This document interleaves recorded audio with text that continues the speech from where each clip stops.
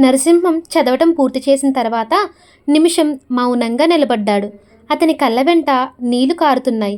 షణ్ముగం గారు కూడా కళ్ళజోడు తీసుకొని కుడి చేత్తో పట్టుకొని ఎడమ చేతిలోకి ముఖం దాచుకున్నారు. దూరంగా నిలబడిన రంగా, సత్యం, శంకర్ ముక్కులు ఎగబీలుస్తున్నారు. విద్యాధర్ నిశ్చేష్టుడైనట్టు శిల్పంలా కూర్చుండిపోయాడు. సమీర జేబురుమాల్లోకి ముఖం దించుకొని సోఫాలో ఒక పక్కకి ఒరిగిపోయి ఒకటే ఏడుస్తోంది.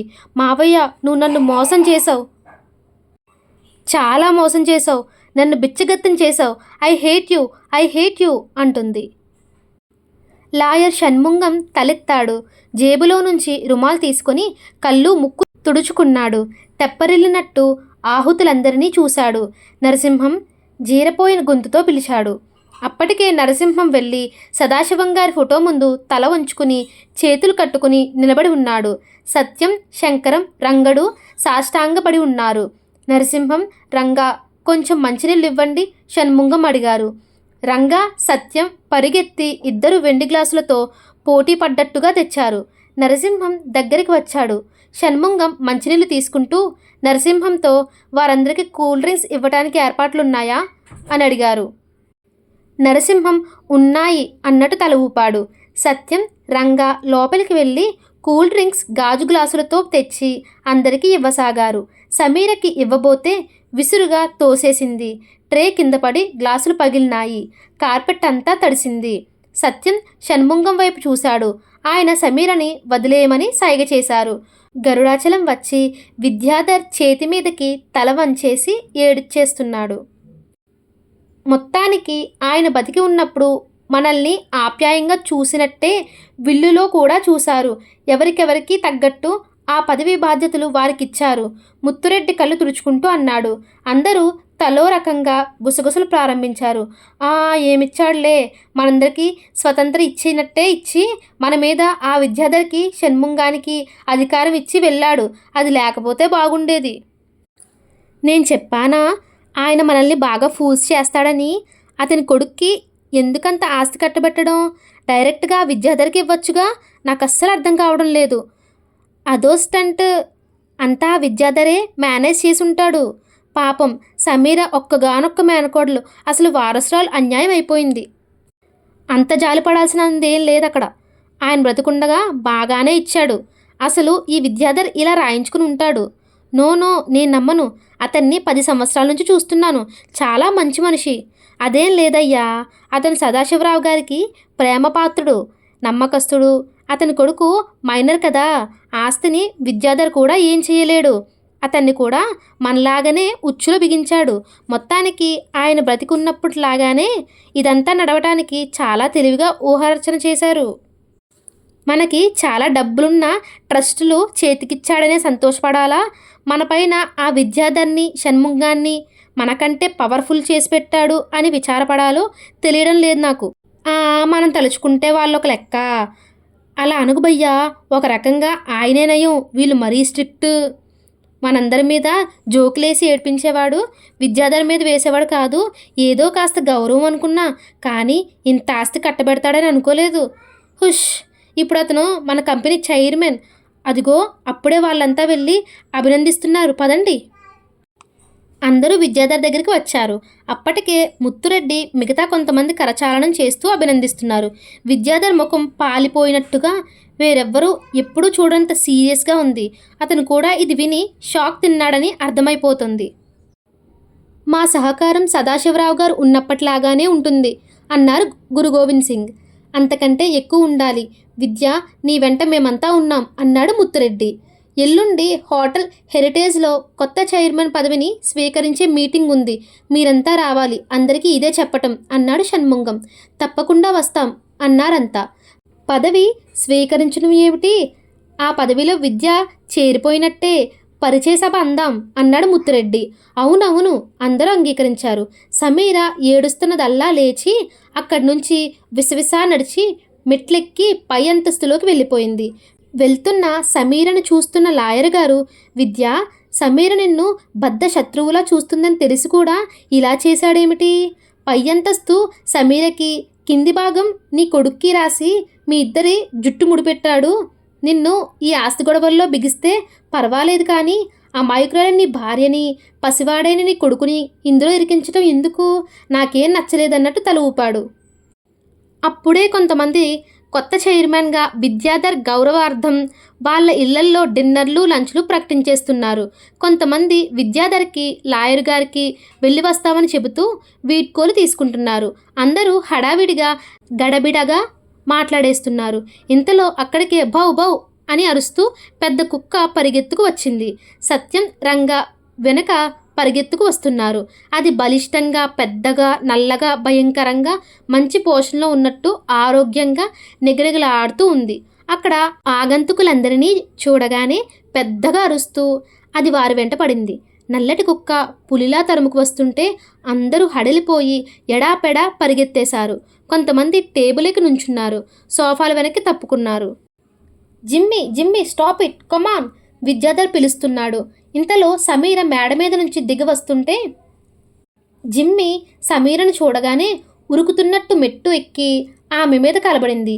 Shut up, go go away, Sameera అరుస్తూ వెనక్కి తిరిగి పరిగెత్తుతుంటే జిమ్మీ ఆమె డ్రెస్ పట్టిలాగి చింపింది. సమీర వదిలించుకుంటుంటే కాలి మడమ పట్టుకుంది. సమీర చేసిన హాహాకారాలతో హాలంతా ప్రతిధ్వనించింది. విద్యాధర్ మెట్ల మీదకు పెరుగును వెళ్ళి జిమ్మీ మెడలో పటాకా పట్టిలాగాడు. జిమ్మీ రాలేదు. విద్యాధర్ సమీర పాదాల్ని జిమ్మీ నోటి నుంచి బలవంతంగా లాగి విడిపించాడు. జిమ్మీ విద్యాధర్ని చూడగానే అరుపులు మానేసి కుయ్ కుయ్యమంటూ ముంగాళ్లతో లేచి అతని మీద ముఖం ఆంచింది. సమీర పాదమెత్తి హైహీల్ తీసి దాని మడమతో ఫెడేలున దాని నడుము మీద కొట్టింది. ఎప్పుడో ఒకరోజు నిన్ను కాల్చి పారేస్తాను రాస్కెల్ అంది. జిమ్మీ మెరుపులా వెనక్కి తిరిగి భయంకరంగా పళ్ళు చూపించి బద్ధ శత్రువుని చూసినట్టు చూసింది. జిమ్మీ మళ్ళీ సమీర మీదకి ఉరకబోతుంటే విద్యాధర్ బలవంతంగా లాగి దాని నడుం నిమురుతూ యువతలకు తీసుకువచ్చాడు. కింద ఎడాపెడా పరిగెత్తిన వారు గుమ్మం వైపు త్వరగా వెళ్తున్నాం విద్యాధర్, ఎల్లుండి కలుస్తాం, దాన్ని మేం వెళ్ళే వరకు వదలకు సుమా అనేస్తూ గబగబా వెళ్ళిపోయారు. చూస్తుండగానే హాలు ఖాళీ అయిపోయింది. లాయర్ గారు వీలునామా బ్రీఫ్ కేసులో జాగ్రత్తగా చేస్తున్నారు. దూరంగా దర్వాజా దగ్గర విద్యాధర్ జిమ్మీని గట్టిగా పట్టుకొని వారికి వీడ్కోలు చెప్తున్నాడు. సమీర షణ్ముఖం గారి దగ్గరికి వచ్చింది. చిచ్చి దరిద్రపు కుక్క, నా 2000 రూపాయల డ్రెస్ నాశనం చేసింది. అంకుల్, ఎప్పుడో ఒకరోజు నేను దీన్ని షూట్ చేస్తాను అంది. లాయర్ గారు విని ఊరుకున్నారు. ఆయన సీరియస్గా బ్రీఫ్ కేసు సర్దుతున్నారు. సమీర ఆయన భుజం మీద చేయి వేసి, అంకుల్, నేను మీతో మాట్లాడాలి, నాకు టైం కావాలి అంది. ఆయన జేబులో నుంచి ఎంగేజ్మెంట్ డైరీ తీసి చూసి, గురువారం సాయంత్రం 4 గంటలకి ఒక అపాయింట్మెంట్ క్యాన్సిల్ అయింది, అప్పుడు రావచ్చు నువ్వు అన్నారు. సమీర నేల మీద పాదంతో తన్నింది. గురువారం దాకానా? నేను ఇప్పుడే మీతో అర్జెంటుగా మాట్లాడాలి. టైం లేదమ్మా, నేను ఇప్పటికే 1.5 గంట లేటు. ఒక క్లయింట్ ఎదురు చూస్తున్నాడు. నాకంటే ఎక్కువ తక్కువలు వృత్తిలో లేవమ్మా. వచ్చే డబ్బు టైంని శాసిస్తుంది. రాత్రి ఇంటికి రానా? నేను 10 గంటల వరకు ఇంటికి రాలేను. నేను 9 గంటలకు వస్తాను. ఆంటీని చూసి కూడా చాలా రోజులైంది. ఆ చెవిటావిడితో 5 నిమిషాలు మాట్లాడితే నీకు శోష వస్తుంది. అంకుల్, ఈ విల్లు పెద్ద అబద్ధం. ఇప్పుడు ఏమనుకున్నా ఏం ప్రయోజనం లేదు. జరగాల్సింది జరిగిపోయింది. విల్లు మీద మీ మావయ్య సంతకం అనే రాజముద్ర పడిపోయింది. దానికి తిరుగులేదు. సాక్షి సంతకాలు చేసిన వారెవరో తెలుసా?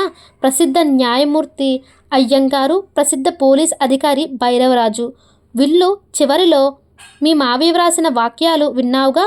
ఆయన శాంతంగా బ్రీఫ్ కేసులో కాగితాలు సర్ది దాన్ని మూస్తూ అడిగారు. సమీర మళ్ళీ పాదంతో భూమిని ఇంకా బలంగా తన్నింది. ఐ హేట్ మై అంకుల్ అంది. ఆయన బ్రతుకున్నప్పుడు ఇదే భాగవతంగా ఆయన సనుక్కున్నాడు. నేను రాత్రికి వస్తున్నాను. సరే మరి రా, తప్పుతుందా నాకు? రోడ్డు మీద ఉన్న కుష్టివాడికిచ్చినా నేను బాధపడేదాన్ని కాదు. కానీ ఆ వేలడంత వెధవ సమీర ఏదో అనబోతుంటే షణ్ముఖం గారు చెయ్యెత్తి వారించారు. నీది కానప్పుడు అది ఎవరికి వెళితే నీకెందుకు? ఇక ఈ విషయం వదిలే, అయిపోయింది. నా చేయి జారిపోయింది. ఆయన నరసింహానికి బ్రీఫ్ కేస్ అందించారు. షణ్ముఖం గారు వెళ్తూ గుమ్మం దగ్గర జిమ్మీని పట్టుకుని నిలబడిన విద్యాధర్ దగ్గర ఆగి జేబులో తాళం చెవులు గుత్తి తీసి ఇస్తూ, విద్య, ఇవిగో, ఇవి ఈ ఇంటి తాళాలు. ఇవి కారువి. ఆయన ఇల్లు, లైబ్రరీ, ఇక నీ ఆధీనం ఎలా కాపాడుకుంటావో. ఇవి బ్యాంక్ లాకర్స్ కీస్. ఇది ఆయన పర్సనల్ కీ. జాగ్రత్త, వస్తాను. నీకు పెద్ద పరీక్ష పెట్టి వెళ్ళాడు మా సదాశివం అంటూ వెళ్ళిపోయాడు. సమీర బాయ్ అంకుల్ అంది. ఆయన వెనక్కి తిరగకుండానే చెయ్యి ఊపి వెళ్ళిపోయాడు. నరసింహం ఆయన వెనక వెళ్ళాడు. అంతటా నిశ్శబ్దం. విద్యాధర్ జిమ్మీని పట్టుకుని దర్వాజా దగ్గర ఉన్నాడు. హాలులో మధ్యగా సమీర నిలబడి ఉంది. ఒక్క క్షణం ఇద్దరి చూపులు కలుసుకున్నాయి. సమీర కళ్ళల్లో క్రోధం నిలువెత్తు జ్వాలలా ప్రజ్వలిస్తోంది. విద్యాధర్ సమీరనే చూస్తున్నాడు. అతని కళ్ళల్లో లీలగా విషాదం, నిస్సహాయత. రంగ స్పాంజ్ తెచ్చి కార్పెట్ మీద పడిన కూల్ డ్రింక్ అద్దుతున్నాడు. సత్యం లోపల గాజు గ్లాసులు కడుగుతున్న ధ్వని వినవస్తోంది. డ్రైవర్ శంకరం విద్యాధర్ దగ్గరికి వచ్చాడు. కారు తీయనా సార్ అడిగాడు. విద్యాధర్ వద్దన్నట్లు తల తిప్పాడు. నువ్వు ఇంటికి వెళ్ళు శంకర్ చెప్పాడు. శంకర్ వెళ్ళిపోయాడు. సమీర పాదం చూసుకుంటూ, చిచ్చి దరిద్రపు కుక్క, నా పాదం పట్టుకుంది, నాకసలే ఎలర్జీ, డాక్టర్కి ఫోన్ చేయాలి అంటూ విసవిస పక్క గదిలోకి వెళ్ళిపోయింది. 10 నిమిషాల తర్వాత డాక్టర్కి ఫోన్ చేసి హాలులోకి తిరిగి వచ్చింది. రంగా సత్యం ట్రేలు లోపలికి తీసుకువెళ్తుంటే సమీర దర్పంగా చూపుడు వేలు చూపిస్తూ, ఇదిగో రంగా, సత్యం, ఈ క్షణం నుంచి పై అంతస్తు నాది. ఎవరూ నా పర్మిషన్ లేకుండా పైకి వెళ్ళటానికి వీల్లేదు, తెలిసిందా? ఈ మాట అందరికీ వర్తిస్తుంది అరిచినట్లుగా అంది. సత్యం వినయంగా తల ఊపాడు. రంగా చొక్కాతో కళ్ళనీళ్లు తుడుచుకుంటున్నాడు. ఎందుకు ఏడుస్తున్నావు? మావయ్య పోయాడనా? విక్కిరింతగా అంది. రంగ మాట్లాడలేదు. పోయాడులే, పోయి పిచ్చి విల్లు ఒకటి రాసి నన్ను అన్యాయం చేసిపోయాడు. ఈ పాటికి నరకంలో వేగుతుంటాడు. రంగా సత్యం మౌనంగా పనిచేసుకుంటున్నారు. విద్యాధర్ ఎక్కడా? రెట్టింపు దర్పంగా అడిగింది. లేరు, వెళ్ళిపోయారు అన్నాడు సత్యం. వెళ్ళిపోయాడా? ఆ కళ్ళల్లో ఆశాభంగం వెల్లువలా వచ్చింది. కుస్తీ పట్టుకు తయారై వచ్చిన వస్తాదుకు ఎరీనాలో ప్రత్యర్థి వెళ్ళిపోయాడని వార్త తెలిసినప్పటి విసుగుతో ముఖం ముడిచి చూస్తుంది. వెళ్ళిపోయాడా? వెళ్ళని, 4 రోజుల్లో శాశ్వతంగా ఈ గుమ్మం ఎక్కకుండా చేస్తాను అంటూ సదాశివరావు గారి ఫోటో దగ్గరికి వెళ్ళింది. పిడికిలి బిగించి చూపిస్తూ, మావయ్య, నువ్వింత మోసం చేస్తావా? ఫోటో ఎత్తి పడేయాలనుకున్న సమీర హఠాత్తుగా ఆగిపోయింది. అక్కడ ఇంటి తాళం చెవులు, కారు తాళాలు ఉన్నాయి. సమీర వాటిని చేతుల్లోకి తీసుకుంది. ఇష్టంగా చూసింది. గుప్పెట్లో బిగించి గుండెలకు ఆనించుకుంది. నేను మామయ్య పెంపుడు కూతుర్ని, ఈ ఆస్తి అంతా నాది అని, ఈ ఇల్లు నీకే ఇస్తానని 1,00,000 సార్లు చెప్పాడు. ఇప్పుడు ఆయన ఇవ్వకపోయినా నేను స్వంతం చేసుకోగలను. ఒక విధంగా విద్యాధర్ జుట్టు నా గుప్పెట్లో ఇరికించి వెళ్ళాడు మావయ్య. ఇప్పుడు నన్ను తప్పించుకోలేడు. సగౌరవంగా అనుకుంటుంటే ఆ కళ్ళల్లోకి ఆనందరేఖలు వచ్చినాయి. విద్యాధర్ మెయిన్ దర్వాజా దాటి బయటికి వచ్చాడు. అతని చేతిలో జిమ్మి మెడకి ఉన్న గొలుసు ఉంది. బయట ఆకాశం బాగా మేఘావృతం అయి ఉంది. రాబోయే పెద్ద వానకి సూచనగా. రైయిన గాలి పరుగులు తీస్తూ చెట్ల కొమ్మలని ఎడాపెడా ఊపేస్తోంది. దక్షిణ దిక్కు నుంచి పెద్ద కారు మబ్బు ఒకటి నల్లటి వరద ముంపులా ముంచుకు వస్తోంది. బెబ్బులి పెడబొబ్బలు పెడుతున్నట్లుగా దూరంగా ఉరిమి వినిపిస్తోంది. పగలే చీకట్లు ముసురుకును వస్తున్నాయి. విద్యాధర్ జిమ్మీని పట్టుకుని రోడ్డు దాటి అవతల వైపు పార్క్ చేసి ఉంచిన కారు దగ్గరికి వచ్చాడు. అతడు కారు తాళం తీస్తుంటే జిమ్మీ ముంగాళ్ళెత్తి కారుకి ఆనించి నిలబడింది. అతను కారు డోర్ తెరచి డ్రైవింగ్ సీట్లో కూర్చొని అవతల డోర్ తెరిచాడు. జిమ్మీ పరుగున చుట్టూ తిరిగి వచ్చి చెంగున ఎగిరి అలవాటైన చర్యలా అతని పక్క సీట్లో కూర్చుంది. కారు కదిలింది. వాన కూడా ఉధృతంగా మొదలైంది. వర్షపు చినుకుల మధ్య నుంచి వెళ్ళిపోతున్న ఆ కారుని పై అంతస్తు కిటికీ దగ్గర నిలబడిన సమీర శిల్పంలో రెప్ప వేయకుండా చూస్తోంది. ఆమె చేతులు కిటికీ గ్రిల్ని బిగించి పట్టుకున్నాయి. క్రింద పెదవి రక్తం చిందేటట్లు మునిపంటుతో కొరుకుతోంది. చీకటి పడింది. వాన బాగా పడుతోంది. వీధి లైట్ల కాంతుల్లో వాన నీళ్లు రోడ్ల మీద నుంచి వెలుగు పాముల్లా జారిపోతున్నాయి. రోడ్డు క్రమబద్ధంగా ఉన్నా ఆ కాలనీలో ఉన్న ఇళ్ళన్నీ ఇంటి చుట్టూ ఆవరణతో మందార, మల్లి, మామిడి, కొబ్బరి, కరివేపాకు, నిమ్మ, తాటి చెట్లతో మధ్యతరగతి జనవాసంగా ఉన్నాయి. 1వ నెంబర్ వీధిలో 2వ నెంబర్ ఇంటి ముందు పాత సైకిల్ ఒకటి ఆగి ఉంది. దానికి వెనక సీటుకి కట్టిన వెదురు తట్టలో జాజిపూలు వానకి తడుస్తూ తమని చుట్టేసిన పాతగుడ్డల్లోంచి తొంగి చూస్తున్నాయి. బక్కపలచగా వయసు మళ్ళీ దవడలు అంటుకుపోయినట్టున్న ఒక ముసలతను ఆ ఇంటి తలుపు తడుతూ, అమ్మగారు, అమ్మగారు, విజయమ్మ గారు అంటూ పిలుస్తున్నాడు. 2-3 పిలుపుల తర్వాత మూసి ఉన్న దర్వాజా తలుపులు తెరుచుకున్నాయి. గుమ్మంలోకి విరిసిన ముద్దబంతి పువ్వులా ఉన్న యువతి వచ్చింది. ఆమెది పసిమి రంగు శరీర ఛాయ. ముఖం మంచితనం సరస్సులో నుంచి విరిసిన మానవత్వపు కమలంగా ఉంది. ఆత్మసంతృప్తి, ఆనందం మనిషికి తెచ్చే కళాకాంతుల్లో ఉన్న ఆమె గుమ్మంలో నిలబడిన ముసలతన్ని ఏమిటి తాత అని అడిగింది. ఆమె కంఠంలో రోజాపూల మృదుత్వం ఉంది. విజయమ్మ, బాగా వాన వచ్చేసింది. పువ్వులు అమ్మడవలేదు. రేపు శుక్రవారం కదా, పువ్వులు మరీ ఎక్కువ లేవు. కొనేసుకుంటారా? వినయంగా అడిగాడు. ఎన్నున్నాయి అని అడిగింది. కొంచెమేనమ్మా అంటూనే పరుగెత్తుకెళ్ళి తట్టలో పూలన్నీ గుడ్డలో మూటలా చుట్టి పరిగెత్తుకు వచ్చాడు. ఆమె చేతికి అందిస్తూ, మీకు తోచింది ఇవ్వండి అమ్మగారు అన్నాడు. విజయ మూట విప్పి చూసింది. పువ్వులు బాగానే ఉన్నాయి. బయట వాన బాగా ఉధృతమై ముసలితను చలికి కూర్చోలేక ఇంటికి వెళ్ళిపోవటానికి తొందరపడుతున్నాడు. ఒక్క 5 రూపాయలు ఇప్పించండమ్మా, ముసలిది ఎదురు చూస్తుంటుంది దీనంగా అడిగాడు. ఎవరు మమ్మీ వచ్చింది? ఇంతలో అక్కడికి 6 సంవత్సరాల కుర్రాడు వచ్చాడు. వయసుకి మించి కాస్త పొడుగుతో, ముద్దులు మూటగట్టే ముఖంతో, మంచి ఆరోగ్యంగాను, ఆనందకరమైన వాతావరణంలో పెరుగుతున్నట్టు సంతోషంగాను, అమాయకత్వం కుతూహలం నిండిన ముఖంతో, పువ్వులా నాజూకుగా ఉండి తల్లి చేయి పట్టుకొని తొంగి చూస్తూ అడిగాడు. జాజిపూల తాత వచ్చాడు నాన్న, నువ్వెందుకు అన్నం తింటూ లేచి వచ్చావు అంటూ విజయ పువ్వులు తీసుకుని లోపలికి వెళ్ళిపోయింది. బాగున్నావా బంటి బాబు? తాత అడిగాడు.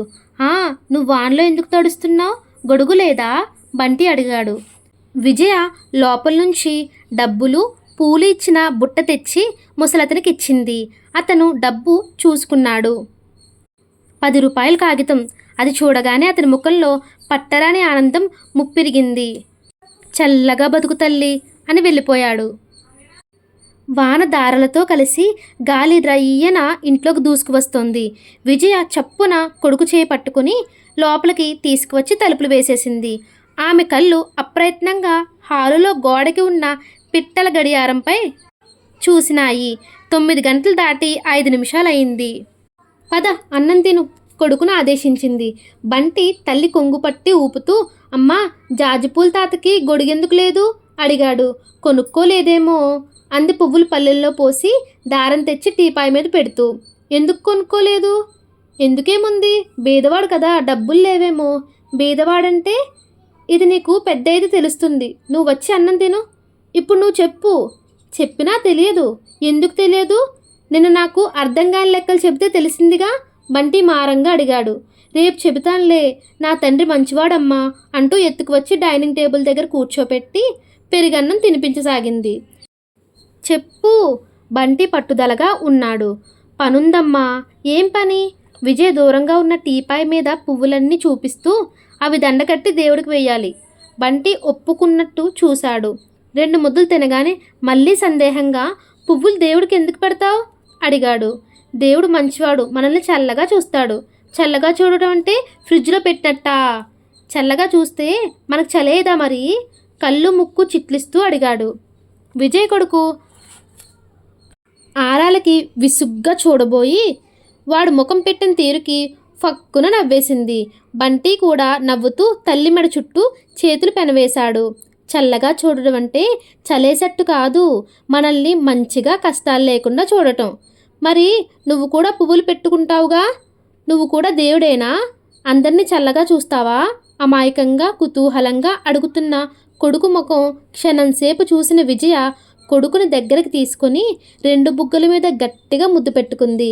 బంటి కూడా తల్లి బుగ్గ మీద ముద్దు ఇచ్చాడు. నీ ప్రశ్నకి మీ డాడీయే జవాబు చెప్పాలి నాన్న అంది. డాడీ ఇంకా రాలేదు. బంటి ఏడుపు ముఖం పెట్టాడు. వచ్చేస్తారులే, ఏదో పనితో లేట్ అయి ఉంటుంది సముదాయిస్తూ అంది. ఏదో పని అంటే? అబ్బబ్బా, చంపేస్తున్నావు కదరా. అందుకే మీ టీచర్ డాడీకి మీ అబ్బాయి సందేహాలు మీరే తీర్చండి అని నోట్ పంపింది. బంటిని తీసుకెళ్ళి మూతిని కడుగుతూ అంది. చెప్పు, ఏదో పని అంటే? బంటి మారం చేశాడు. సరిగ్గా తెలియని వాటిని అలా ఏదో అంటారు. బంటి అర్థం అయిందన్నట్టు చూశాడు. మళ్ళీ ఆలోచనగా చూస్తూ, నాకు లెక్కలు తెలియకపోతే టీచర్తో ఏదో లెక్కలు అని చెబుతాను. మనం ఆ పూలు గుచ్చుదాం రా అంది విజయ్ తీసుకెళ్తూ. చెప్పు, అట్లా చెప్పనా నేను? తల్లి చెయ్యి ఊపుతూ అడిగాడు. అది వేరు ఇది వేరు. వేరేమిటి అదేమిటి? విజయ్ మాట్లాడకుండా పువ్వులు గుచ్చుతోంది. బంటి ఏడుపు ముఖంతో, నువ్వెప్పుడూ ఇంతే, ఒకసారి అన్నీ చెబుతావు, ఒకసారి అసలేం చెప్పవు. డాడీ అయితే ఎప్పుడు అన్నీ చెబుతారు. నేను డాడీకి ఫోన్ చేస్తాను అంటూ ఫోన్ దగ్గరకు పరిగెత్తాడు. విజయ్ పువ్వులు గుచ్చుతూ బంటి వైపు చిరునవ్వుతో కల్లారా చూసుకుంటున్నట్టు చూస్తోంది. ఏ పూర్వజన్మ సుకృతమో నాకు వీడు దొరికిన అదృష్టం మనసులో తరచుగా బంటిని చూసినప్పుడల్లా అనిపిస్తుంది. ఛీ, ఈ ఫోన్ ఎవ్వరూ తీయడం లేదు. బంటి ఫోన్ పెట్టేసి వచ్చి సోఫాలో కూర్చొని టీవీ పెట్టుకున్నాడు. మళ్ళీ అంతలో రివ్వున పరిగెత్తుకు వచ్చి తల్లి భుజాల మీద ఊగుతూ మా అమ్మ మంచిది అంటూ పాడాడు. అంతలోనే, మరీ నేను నీకు పుట్టానని చెప్పావు కదా, డాడీ కూడా నీకు పుట్టారా అన్నాడు. ఛీ ఊరుకో, డాడీ వాళ్ళ అమ్మకు పుట్టారు. వాళ్ళమ్మ ఎక్కడుంది? లేదు. ఏమైంది? చచ్చిపోయింది. చచ్చిపోయిందా? ఎక్కడికి పోయింది? స్వర్గానికి. అదెక్కడుంది? విజయ్ బంటి తల మీద మొట్టికాయ వేసింది. చెప్పు, స్వర్గం ఎక్కడుంది అడిగాడు. పైన ఆకాశంలో. అక్కడ చాలా బాగుంటుంది. అమ్మా, నేను స్వర్గానికి పోతానే. ఛీ నోర్మోయ్. విజయ్ బంటిని చప్పున దగ్గరకు తీసుకొని కౌగిలిలో బంధించింది. మా బంటి మంచివాడు, ఇక్కడ నిద్రపోతాడు. Good boy. కాదు, Bunty bad boy. Bunty daddy వచ్చే వరకు నిద్రపోడు. విజయ్ బంటిని చేతుల మధ్య ఊపసాగింది. ఆ ఇల్లంతా మధ్యతరగతి కంటే బాగా మెరుగైన ఆర్థిక స్థితి గల ఇల్లులా ఉంది. పెద్ద హాలు, మధ్యలో మెత్తటి సోఫాలు, ఎదురుగా బుక్ కేస్, మధ్యలో టీవీ, సోఫాలో వేసిన దిల్లకి టీపాయ్ మీద, పక్కన స్టూల్స్ మీద అందంగా నాజూకుగా ఎంబ్రాయిడరీ చేసిన లతలున్నాయి. దూరంగా డైనింగ్ టేబుల్, ఫ్రిడ్జ్, దానికి కామిక్ స్టిక్కర్స్, దాని పక్కగా అల్మారాలో దేవుడి పటం, దాని ముందు చిన్న కుందుల్లో దీపాలు వెలుగుతున్నాయి. భోజనం టేబుల్కి పక్కగా వంటగది, దాని నిండా పొందికగా సర్దిన సామాను, హాలుకి 2 పడకగది గుమ్మాలు, వంటగది పక్క నుంచి పెరట్లోకి గుమ్మం. ఆ ఇంటి నిరాడంబరతలో ఒక అనిర్వచనీయమైన ఆనందం, ప్రశాంతత ఉన్నాయి. ఒక చిన్న కుటుంబం ఇంత కాస్త జాగాలో ఎంత సుఖంగా, ఎంత పొందికగా బ్రతకవచ్చో ఈ ఇల్లు ప్రతిబింబంలా చూపిస్తోంది. ఇంతలో కాలింగ్ బెల్ మోగింది. పరిమితమైన ఆ శబ్దం వినగానే బంటి తల్లి చేతులు విడిపించుకొని, అరుగో డాడీ వచ్చేసారోచ్ అంటూ రివ్వున పరిగెత్తాడు. విజయ్ కూడా చేతిలో పని వదిలేసి లేచి వెళ్ళింది. బంటి తలుపులు తెరిచేశాడు. బయట నుంచి రయ్యన గాలి, వాన చినుకులు లోపలికి దూసుకువచ్చాయి. గుమ్మల్లో విద్యాధర్ జిమ్మీని గొలుసుతో పట్టుకుని నిలబడి ఉన్నాడు. జిమ్మీ బంటిని చూడగానే స్నేహపూర్వకంగా, ఇష్టంగా ముంగాలెత్తి అతని మీద ఆనించి కుయ్ కుయ్ మనసాగింది. ఓ జిమ్మీ, నువ్వు కూడా వచ్చేసావా? బంటి సంతోషంగా జిమ్మీ మెడ చుట్టూ చేయి వేశాడు. అంతలోకే విజయ్ దగ్గరికి వచ్చి కుయ్ కుయ్ అంటూ గారాలు పోసాగింది. విద్యాధర్ జిమ్మీ గొలుసు విజయ్ చేతికిచ్చి బంటిని ఎత్తుకొని ముద్దు పెట్టుకొని, నువ్వు ఇంకా నిద్రపోలేదా అంటూ లోపలికి వచ్చాడు. విద్యాధర్ లోపలికి రాగానే విజయ తలుపులు మూసి జిమ్మీని లోపలికి తీసుకువచ్చింది. జిమ్మీ జిమ్మీ, అమ్మ నాకు కొత్త బంతి తెచ్చింది. బంటి తండ్రి ఒడిలో నుంచి జారి దిగి గదిలోకి పరిగెత్తాడు. జిమ్మీ కూడా బంటి వెంట పరిగెత్తింది. ఆలస్యమైందని కంగారు పడుతున్నావా? విద్యాధర్ టై విప్పుతూ భార్యని అడిగాడు. ఇప్పుడే ఫోన్ అయినా చేయలేదేమిటా అని అనుకుంటున్నాను. అతని కోట్ తీసుకువెళ్ళి హ్యాంగర్కి వేస్తూ అంది. వాసుదేవరావు గారి ఇంటికి వెళ్ళి వచ్చాను. అక్కడ ఆలస్యమైంది. బాబాయ్ దగ్గరకా? ఎందుకు? ఒక ముఖ్యమైన విషయంలో సలహా అడగడానికి. బాబాయ్ ఉన్నారా? పిన్ని ఉందా ఇంట్లో? విద్యాధర్ తలూపుతూ వచ్చి సోఫాలో కూర్చున్నాడు. విజయ టవల్ తీసుకువచ్చి సోఫా వెనుక నిలబడి తడిసిన అతని తలను త్రోసాగింది. బంటి బంతి తెచ్చి నేలకేసి కొడుతుంటే జిమ్మీ ఎగరసాగింది. బంటి బంతి వదిలి నాప్కిన్ తెచ్చి జిమ్మీని త్రోసాగాడు. అంతలోనే అది క్రింద పారేసి పరుగున వచ్చి సోఫాలో ఎక్కి తండ్రి ఒడిలో ఒరిగాడు. జిమ్మీ తను కూడా వచ్చి కాళ్ళెత్తి అతని మోకాల మీద ఆనించి బంటి వీపు మీద ముఖం పెట్టుకొని కుయ్ కుయ్ అంటుంది. విజయ, బంటి అన్నం తిన్నాడా? బంటి తల నిమురుతూ అడిగాడు. తినేశాడు. జిమ్మీకి సాయంత్రం నుంచి ఏమీ లేదు. దానికి ఏమైనా పెడతావా? అయ్యో, అదేమిటండి? పిన్నిని కాసిన పాలు పోయమని అడగకపోయారా? దాన్ని చూడగానే ఆవిడ గదిలోకి వెళ్ళిపోయి తలుపులు వేసుకున్నారు.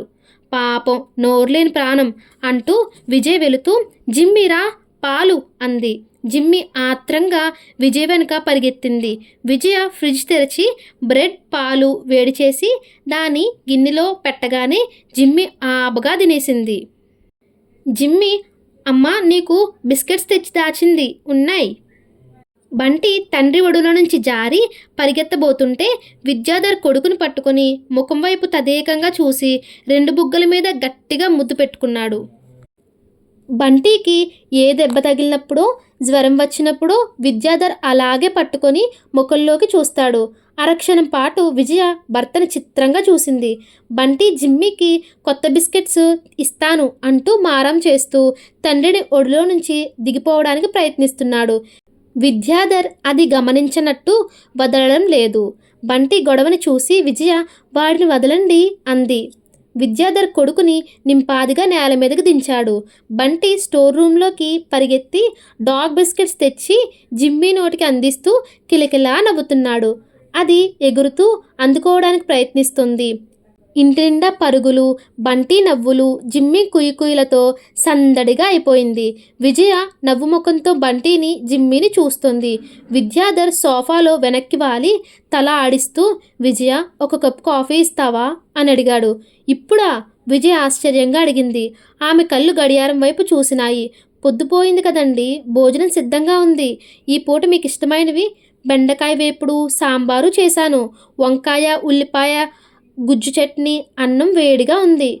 విజయ వర్ణన మీద ఏమాత్రం ఆసక్తి లేనట్టు ఎడం చెయ్యి మూసుకున్న కళ్ళ మీద ఆనించుకుంటూ మధ్యాహ్నం నుంచి ఏం తాగలేదు, తల నొప్పిగా అలసటగా ఉంది విజయ అన్నాడు. ఇప్పుడే క్షణంలో ఇస్తాను. విజయ్ వెంటనే వెళ్ళి కాఫీ కలిపే ప్రయత్నంలో నిమగ్నమైంది. బంటి చేతుల్లో బిస్కెట్ ప్యాకెట్ అందుకొని జిమ్మి తనకి బాగా అలవాటైన చోట్ల బీరువా పక్కకు వెళ్ళి మూలన పడుకుని కరకరా నమలసాగింది. బంటి జిమ్మి మీద పడి ఆడాడు. దాని చెవులు పట్టి లాగాడు. తోక చేతికి చుట్టుకున్నాడు. వీపు మీద తబల వాయించాడు. అయినా జిమ్మి ఏమనలేదు. బంటి మళ్ళీ రివ్వున పరిగెత్తుకు వచ్చి తండ్రి ఒడిలో ఎక్కాడు. డాడీ, అమ్మ నాకు ఏది అడిగినా చెప్పటం లేదు బొంగమూతితో అన్నాడు. ఏమడిగావు నాన్నా? తల నిమురుతూ అడిగాడు. జాజిపూల్ తాత, గొడుగు కొనడానికి డబ్బు ఎందుకు లేదు అని అడిగాను. అదా, కొంతమందికి ఉండదమ్మా. ఎందుకుండదు? దేవుడు ఇవ్వడు అంతే. దేవుడు మరి మనకిచ్చాడా? విద్యాధర్ మాట్లాడలేదు. సరిగ్గా కూర్చొని టీవీ ఆన్ చేసి లేట్ న్యూస్ చూస్తున్నాడు. చెప్పు డాడీ, దేవుడు మనకిచ్చాడా లేదా? బంటి టీవీ ఆఫ్ చేస్తూ అడిగాడు. విజయ కాఫీ కలిపి తెచ్చి భర్తకిస్తూ కొడుకు తల మీద చేయి వేసి డాడీని విసిగించుకు అంది. విద్యాధర్ కప్పు తీసుకోలేదు. అతను టీవీ చూస్తున్నాడు. కానీ అతని ధ్యాస దాని మీద లేదని తెలుస్తోంది. అతను ఎన్నడూ లేనంత సీరియస్గా పరధ్యాసగా ఉన్నాడు. కాఫీ తీసుకోండి అంది. విద్యాధర్ కప్పు వైపు చూశాడు. అతని కళ్ళు క్షణంసేపు విజయ్ చేతి మీద నిలిచి మళ్ళీ టీవీ వైపు తిరిగాయి. అతను విజయ చేతిగాజులు సరిచేస్తున్నాడు. పోనీ నువ్వు చెప్పమ్మా, మనకు డబ్బుందా లేదా? బంటి అడిగాడు. కొంచెం ఉంది. కొంచెం అంటే ఎంత? జాజుబుల్ తాత కంటే ఎక్కువే. ఎంత ఎక్కువ? విజయ భర్తను అతను సరిచేస్తున్న తన గాజులను దీర్ఘాలోచనగా పరధ్యాసగా ఉన్న అతని ముఖాన్ని చూస్తుంది. కాఫీ తీసుకోమని తొందర చేయలేదు. అతని పరధ్యాసని డిస్టర్బ్ చేయలేదు. మౌనంగా నిలబడింది. విద్యాధర్ అక్కడ విజయ గాని బంటి గాని లేనట్టే ఆలోచనలో మునిగిపోయి ఉన్నాడు. చెప్పు, బంటి అరిచాడు. తల్లి సమాధానం చెప్పకపోవడం చూసి జాజిపూల్ తాతకి ఇంత ఉందా అంటూ చేతులు దగ్గరికి పెట్టి చూపించాడు. విజయ్ తల ఊపింది. మనకి? విజయ్ ఎడం చేత్తో బంటి చేతులు దూరంగా పెట్టి ఇంత అని చూపించింది. మరి పెద్ద కారులో వచ్చే సదా అంకుల్కి? విజయ్ మాట్లాడలేదు. చెప్పు, మళ్ళీ అరిచాడు. విద్యాధర్ ఉలికిపాటుగా చూశాడు. ఏమిటి, మీ అమ్మని విసిగిస్తున్నావు అంటూ దగ్గరికి తీసుకున్నాడు. అమ్మ ఏదడిగినా పూర్తిగా చెప్పదు, ఏదోలే అంటుంది. నువ్వేమో ఆఫీస్ నుంచి లేటుగా వస్తావు. అస్సలు కథలు చెప్పటం లేదు నాకు. బంటి తండ్రి గుండెలకు తలదాచుకొని మారంగా ఎడవసాగాడు. ఇప్పుడు చెప్పనా? విద్యాధర్ కొడుకుని చేతులపై పడుకోబెట్టుకొని బంటికి ఇష్టమైన సింహం ఉడత కథ చెప్పసాగాడు. జిమ్మీ వచ్చి అతని కాళ్ళ దగ్గర పడుకుంది. బంటి కథ వింటూనే సగంలోనే నిద్రపోయాడు. కాఫీ చల్లారిపోయింది. భోజనం చేస్తారా? విజయ్ అడిగింది. విద్యాధర్ తల ఊపాడు. విజయ వెళ్ళి టేబుల్ మీద భోజనం సర్దసాగింది. విద్యాధర్ బంటిని తీసుకువెళ్ళి బంటి గదిలో మంచం మీద పడుకోబెట్టాడు. బంటి తల మీద చేయి వేసి నిద్రలో ఉన్న ఆ పసిముఖాన్ని తదేకంగా కళ్ళారా చూసుకుంటున్నట్టు చూశాడు. జిమ్మీ కూడా బంటితో పాటు విద్యాసాగర్ వెనకే గదిలోకి వచ్చి బంటి మంచం క్రింద పడుకుంది. విద్యాసాగర్ బంటికి రగ్గు కప్పి నుదుటి మీద ముద్దు పెట్టుకున్నాడు. అతని మనసులో నుంచి గాఢమైన నిట్టూర్పు వచ్చింది. గట్టిగా ఊపిరి తీసుకుని వదిలాడు. మంచం కింద వంగి జిమ్మీ నడుం మీద చేయి వేసి తట్టాడు. దానికి కూడా దాని చిన్న రగ్గు కప్పి గది తలుపులు చేరవేసి హాలులోకి వచ్చాడు. వడ్డించేస్తున్నాను రండి అంది విజయ. విద్యాధర్ రాలేదు. సోఫాలో కూలబడి వెనక్కి ఆనుకొని కళ్ళు మూసుకొని నుదుట చేయి ఆనించుకున్నాడు. విజయ నెయ్యి వేడి చేసి తెచ్చి టేబుల్ మీద పెడుతూ భర్తని గమనిస్తోంది. అతను సాధారణంగా ఎప్పుడూ అలా ఉండడు. ఏమిటి, ఏమైనా చిరాకు కలిగేది జరిగిందా? గ్లాసులో మంచినీళ్ళు పోస్తూ మృదువుగా యథాలాపంగా అడిగినట్లు అడిగింది. అతను అవునన్నట్లు తల ఊపాడు. ఏమైంది? ఈరోజు సదాశివం గారి విల్లు చదివారు. తెలుసు, షణ్ముఖం గారు ఫోన్ చేసి చెప్పారుగా. మీరు టైంకి వెళ్ళారా? విద్యాధర్ క్షణం మౌనంగా ఉన్నాడు. నన్ను ఆయన స్థానంలో కంపెనీ చైర్మన్గా ఉండాలని వీలునామాలో రాశారు. నుదుట మీద నుంచి మోచేయి తీయకుండానే చెప్పాడు. దూరంగా ప్లేట్లల్లో అన్నం వడ్డించబోతున్న విజయ హఠాత్తుగా ఆగిపోయింది. క్షణంసేపు తను విన్నది నమ్మశక్యం కానట్టు చూసింది. ఆ కళ్ళల్లో మరో నిమిషం సంభ్రమాశ్చర్యాలు ముప్పిరుగొన్నాయి. చేతిలో గరిట గిన్నెలోకి జారిపోయింది. ఆశ్చర్యంగా, ఆనందంగా, నమ్మలేనట్లుగా చూస్తూ అతని దగ్గరికి వచ్చింది. నిజంగానా అంది. విజయ కళ్ళల్లో క్రమంగా నీటి తెరలు కమ్ముకు రాసాగాయి. మెల్లగా వచ్చి భర్త ముందు మోకాళ్ళ మీద కూలబడి అతని చేతిని తన రెండు చేతుల మధ్య తీసుకొని గట్టిగా పట్టుకుంది. నిజంగానా? అతను మౌనంగా ఉండిపోయాడు. ఇంత మంచి వార్తని ఇలా చెబుతున్నారేమిటి? ఏమిటి మీరు కంపెనీ చైర్మన్గా ఉండాలని రాశారా? విజయ అతని చేతిని గుండెలకి ఆనించుకుంది. అంతమంది ఆయనకు ఉండగా మిమ్మల్ని నమ్మి ఈ బాధ్యత ఇవ్వడం మన అదృష్టం కదూ. అయ్యో, బంటి మేల్కొనున్నప్పుడు చెప్పలేదేమండి? ఉండండి, స్వీట్ తెస్తాను. లేదు, ముందు బంటిని తీసుకువస్తాను. ఏమిటో సంతోషంతో నాకు మతిపోతుందండి. బంటి ఒక్క నిమిషం నిద్రలేమ్మా. విజయ్ లేచి వెళ్ళబోతుంటే విద్యాధర్ చేయి పట్టుకొని విసురుగా లాగి ఆపేశాడు. ఆ లాగటంలో విజయ్ వచ్చి అతని ఒడిలో పడింది. అయ్యో, పడిపోయానేమిటి? నా కళ్ళు తడబడుతున్నాయిలా ఉంది. విజయ్ మళ్ళీ లేవబోతుంటే విద్యాధర్ ఆప్ చేశాడు. తన ఒడిలో అడ్డంగా ఉన్న ఆమె గుండెల్లో తలదాచేసుకున్నాడు. స్వీట్ తెస్తానండి, బంటిని కూడా లేపుదాం, ముగ్గురం తిందాం ఆర్దింపుగా అంటూ విజయ్ మళ్ళీ లేవబోతుంటే అతను మౌనంగా ఆపు చేశాడు. విజయ ఇక కదిలే ప్రయత్నం చేయలేదు. అతనేదో చెప్పబోయి ఆగిపోయాడు. అతని పరధ్యాసకి కారణమేమిటో విజయకి ఇప్పుడిప్పుడే అర్థమవుతుంది. అతని భుజం చుట్టూ చేయి వేసి వీపు మీద నిమిరింది. నాకు అర్థమవుతోంది. ఇది మీకు ఎంత పెద్ద బాధ్యత కదూ. కానీ ఇంత సంతోషం దొరకడం మీరు 10 ఏళ్ళు పడిన శ్రమ ఫలితం కదూ. నిజంగా బంటిది గొప్ప అదృష్టం కదండి.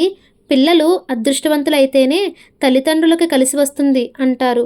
నాకు బంటిని ఒక్కసారి ముద్దు పెట్టుకోవాలనిపిస్తోంది. విద్యాధర్ విజయని సరిగ్గా కూర్చోబెట్టాడు. తను నేల మీదకి దిగాడు. మరుక్షణం అతని తల ఆమె ఒడిలో ఒరిగిపోయింది. విజయ ఒక్క క్షణం మౌనంగా ఆగిపోయింది. తీర్చలేని సమస్య ఎదుర్కొంటున్నప్పుడు, మనస్సుకి చాలా బాధ కలిగినప్పుడు అతను అలాగే చేస్తాడు.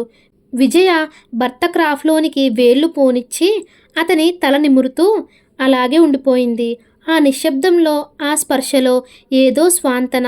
అతను గట్టిగా ఊపిరి పీలుస్తున్నాడు. విజయ మృదువుగా అంది, మీరు బాధ్యతకి వెరవని మనిషి. భగవంతుడు మనల్ని ఆశీర్వదించి ప్రసాదించిన ఈ వరం మన అదృష్టం కదండి. బంటి భవిష్యత్తు చాలా గొప్పగా ఉంటుందని వాడు పుట్టినప్పుడే బాబాయ్ చెప్పారు. విజయ కంఠం గద్గదిగంగా అయింది. ఇది వినగానే అతని చేతివేళ్లు ఆమె చీర కుచ్చిళ్ళని గట్టిగా పట్టుకున్నాయి.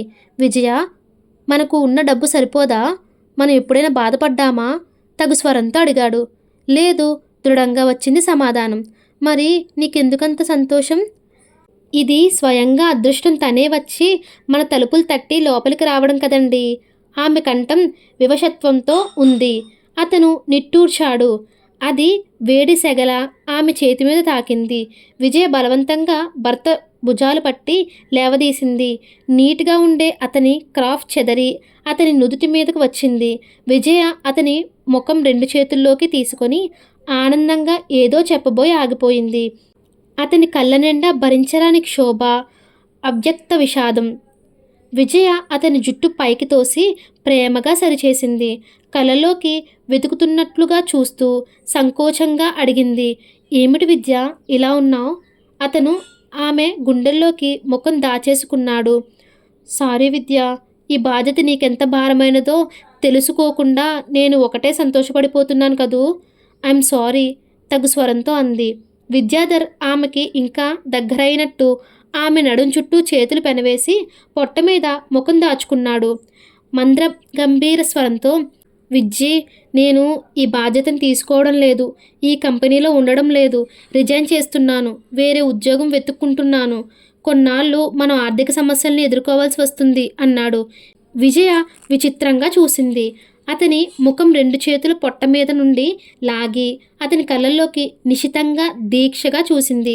అతని కనులు ఆమెతో కలిసినాయి. వాటిల్లో అవ్యక్తమైన అంతులేని వ్యధ అతని ముఖంలో అంతవరకు ఎప్పుడూ చూడలేదు. అతనెందుకో చాలా బాధపడుతున్నాడు. విజయ అతని కన్నుల్లోకి సుదీర్ఘంగా వెతుకుతున్నట్లుగా చూసింది. తర్వాత అతని నుదిటి మీద మెల్లగా ముద్దు పెట్టుకుంది. కోమల స్వరంతో ప్రేమగా, విద్య, నీ మాట నేను ఎప్పుడైనా కాదన్నానా? బంటి, నువ్వు నేను కలిసి ఉండడం కంటే మించిన అదృష్టం మనకి ఇంకేముంది? దానికి సాటి ఏదీ లేదని నేను నమ్ముతాను. నీకు తెలుసు కదూ అంది అనునయంగా. అతను తెలుసు అన్నట్టు తల ఊపాడు. విద్య, ఈ కంపెనీ అభివృద్ధి కోసం 10 సంవత్సరాల నుంచి ప్రాణం పెట్టి పనిచేశావు. ఆయనకి ప్రాణంలో ప్రాణంగా ఉన్నావు. ఆయన ఆ తర్వాత ఆ గౌరవం నీకు ఇచ్చినందుకు నాకు చాలా సంతోషంగా వేసింది. ఆ సంతోషం ఎప్పుడూ ఉంటుంది. నువ్వు రిజైన్ చెయ్యి. నువ్వు బాధపడవుగా? బాధ నాకా? అంటూ అతని తలని గుండెల వైపు లాక్కుంది. అతనిప్పుడు శాంతించినట్టుగా క్షణంసేపు కదలిక లేకుండా అలాగే ఉండిపోయాడు. విజయ చేయి చాచి హాలులో సోఫా పక్కన పెద్ద లైట్ స్విచ్ తీసేసింది. దూరంగా దేవుడి దగ్గర వెలుగుతున్న చిన్న లైటు హాలంతా తన తక్కువ కాంతిని ప్రసరించడానికి ప్రయత్నిస్తోంది. బయట వాన ఆగినట్లు చినుకులు ఉండి ఉండి రాలుతున్నట్లు వినిపిస్తోంది. ఇద్దరూ ఆ నిశ్శబ్దంలో ఏకశిల్పంగా మౌనంగా కూర్చుండిపోయారు. కొద్ది నిమిషాల తర్వాత విద్యాధర్ స్థిమితం చిక్కినవాడిలా లేచాడు. సోఫాలో కూర్చున్నాడు. విజయని ఒడిలోకి తీసుకుని ఆమె తలని తన మోచేయి వంపులోకి ఆనించుకున్నాడు. విజయ, నేను చెప్పేది జాగ్రత్తగా విను అన్నాడు. ఏంటండి అది? అంది. ఆమె కంఠంలో తృప్తి నిండిన నిండుదనం దాన్ని ఈ ప్రపంచంలో ఏదీ భగ్నం చేయనట్లుగా ఉంది.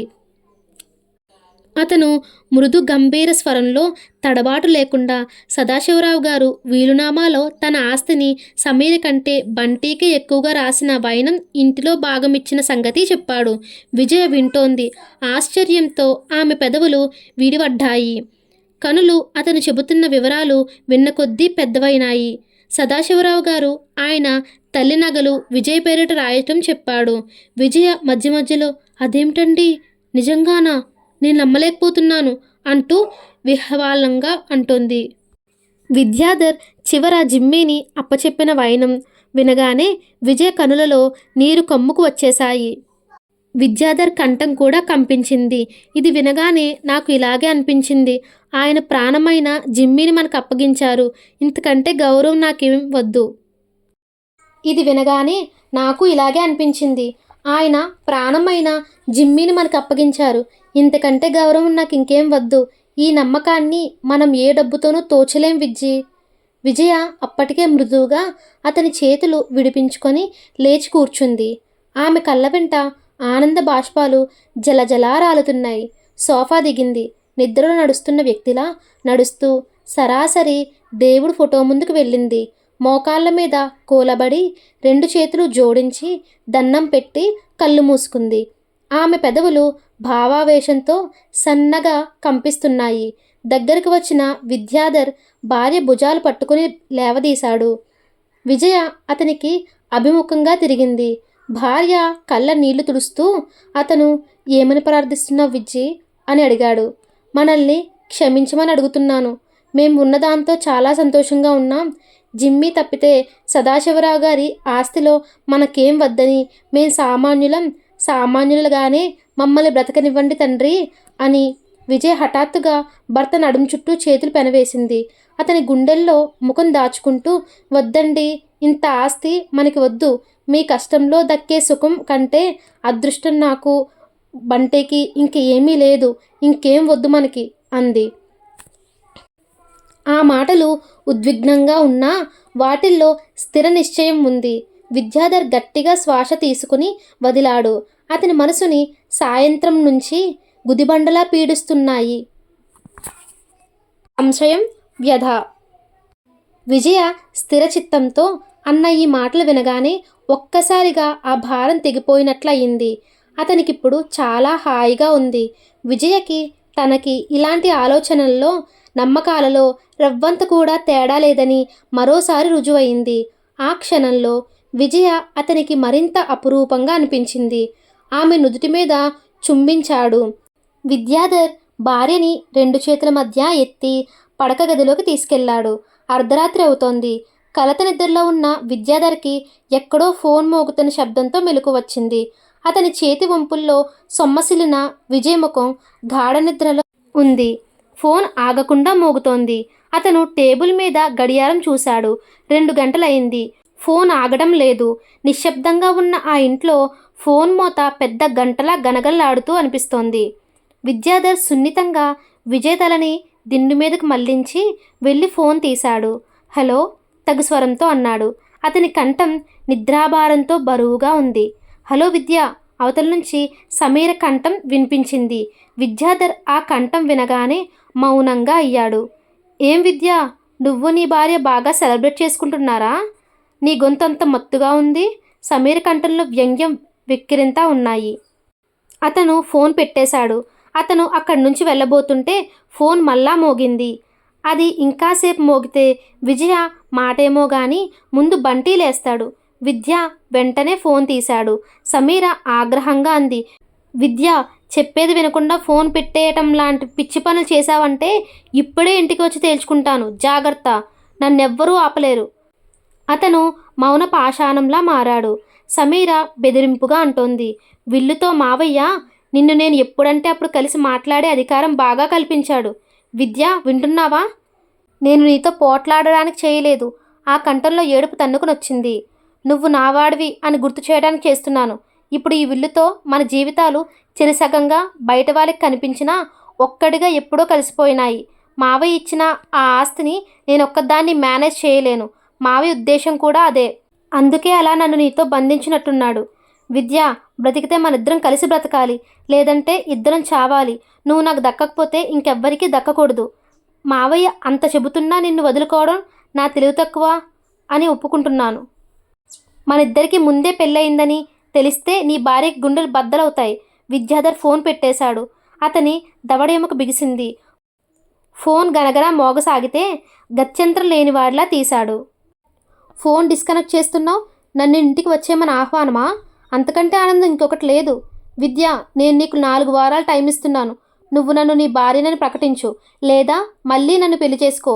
నన్ను పెళ్లి చేసుకుంటే నా ఆస్తి కూడా నీ పుత్రరత్నానికే వస్తుందని నీ భార్య నొప్పించుకుంటావో, లేదంటే వదిలేస్తానని బెదిరిస్తావో అదంతా నీ తలనొప్పి. విన్నావా? నువ్వు నావాడివి. నా పద్ధతిలో నేను నిన్ను సొంతం చేసుకుంటాను. నీకు నీ భార్య కొడుకు ఉంటే నాకేం అభ్యంతరం లేదు. మీ పిన్ని నీతో ఉన్నట్లే వాళ్ళు ఉంటారు. విద్యాధర్ చేత్తో చెవి మూసుకున్నాడు.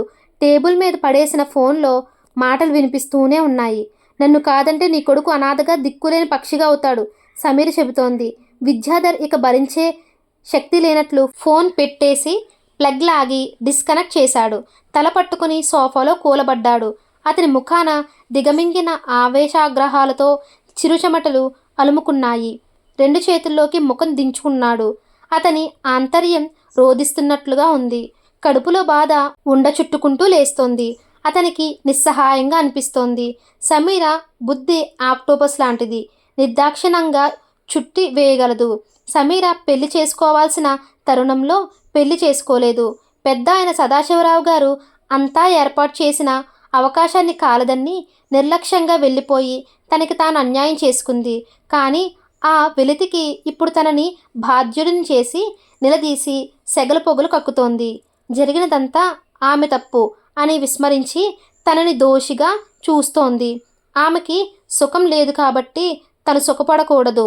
ఆమెకి జీవితంలో అంతా శూన్యంగా ఉంది కాబట్టి తన జీవితంలో నిండుదనం ఉండకూడదని శాసిస్తోంది. ఇద్దరి జీవితాలు వేరువేరు మార్గాలు అయ్యి దాదాపు 8 సంవత్సరాలు అవుతున్నా తను ఆ విద్యాధర్ని కాదని చెప్పిన నమ్మటం లేదు. తనకు కావాల్సిందే తను నమ్ముతుంది. నిజాలు ఎప్పుడూ ఆమెకు అక్కర్లేదు. దూరంగా వీధిలో ఎక్కడో కారు శబ్దం అయింది. విద్యాధర్ బిగబట్టి ఆ శబ్దం వింటున్నాడు. సమీర్ వస్తే అతనికేం భయం లేదు. విజయకి సమీర్ గురించి తెలుసు. విజయ దగ్గర తన గత జీవితం గురించి ఏదీ దాపరికం లేదు. కానీ బంటి అర్ధరాత్రి ఏదైనా గొడవ అయితే ఊహ తెలిసి తెలియని పసి మనసుకి అసలే అన్ని సందేహాలు. సమాధానాలు తెలుసుకుంటే గాని వదలడు. అతను లేచి వచ్చి కిటికీ దగ్గర నిలబడి కర్టెన్ తొలగించి చూశాడు. సమీర్ వస్తే తన ఇంట్లోంచి బయటికి వెళ్ళిపోవాలని అతని నిర్ణయం. కారు ఇంటి దగ్గరికి వచ్చి రివ్వున దూసుకొని వెళ్ళిపోయింది. అతను గట్టిగా ఊపిరి పీల్చి వదిలాడు. బయట వాన తగ్గింది. రోడ్డు మీద చిరువెన్నెల పడుతోంది. విద్యాధర్ వచ్చి సోఫాలో కూర్చున్నాడు. అతను వెనక్కి తల ఆనించాడు. ఒక్కసారి ఇల్లంతా కలయి చూశాడు. దేవుడి దగ్గర వెలిగించే చిన్న బల్బు కాంతిలో ఇల్లు మరింత అందంగా ప్రశాంతంగా ఉంది. ఇంట్లో ఎటు చూసినా వస్తువులు అమర్చడంలో అలంకరణలో విజయ కోమలమైన హృదయం కనిపిస్తోంది.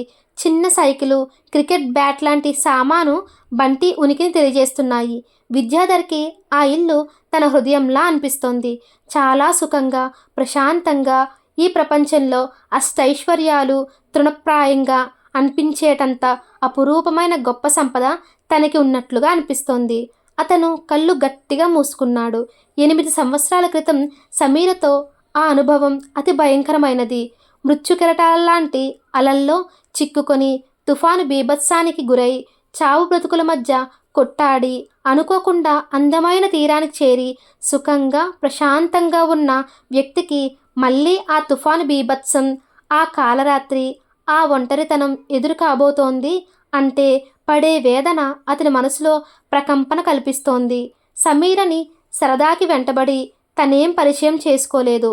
ఆమెతో తన బ్రతుకు ముడివేసుకోవాలని తప్పించనూ లేదు. సమీరకి తనంటే ఇష్టం ఏర్పడింది. ఆ ఇష్టాన్ని ప్రభాకర్ కావాలని ప్రోత్సహించాడు. అదే తన పాలిటి శాపమైంది. విద్యాధర్ జీవితంలోకి సమీర ఎలా వచ్చింది? సదాశివం గారు విద్యాధర్ కొడుకే ఈ ఆస్తంతా ఎందుకు రాశారు? ఫ్యాక్టరీలో ఎంప్లాయీకి ఇంత ఇంపార్టెన్స్ ఎందుకు ఇస్తున్నారు? ఇవన్నీ తెలుసుకోవాలంటే పార్ట్ 3 చూడండి.